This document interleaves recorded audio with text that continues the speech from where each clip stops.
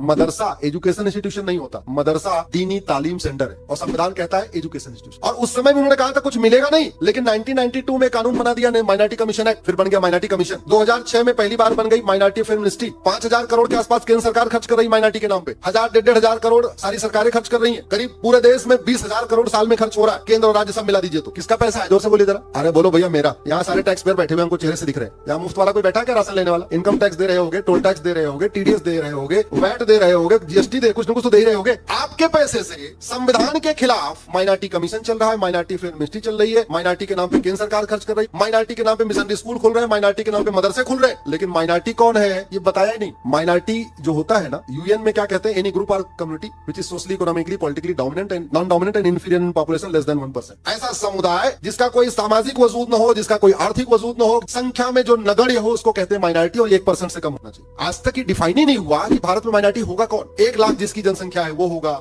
10 लाख जिसकी जनसंख्या है वो होगा, 50 लाख जिसकी जनसंख्या है वो होगा। कितनी जनसंख्या वाला माइनॉरिटी होगा आज तक डिफाइन ही नहीं। और हालत ये है, कश्मीर में हिंदू 2% है और कन्वर्टेड हिंदू 98% है, और हिंदू मेजॉरिटी कहलाते हैं और 98% वाला क्या कहलाते हैं? पूरी दुनिया में इकलौता देश भारत है जहां 98% माइनॉरिटी कहलाता है और 2% मेजॉरिटी कहलाता है। लक्षद्वीप में हिंदू 2% है, कन्वर्टेड हिंदू 98% है, हिंदू माइनॉरिटी मेजॉरिटी कहलाते हैं और कन्वर्टेड हिंदू माइनॉरिटी कहलाते हैं।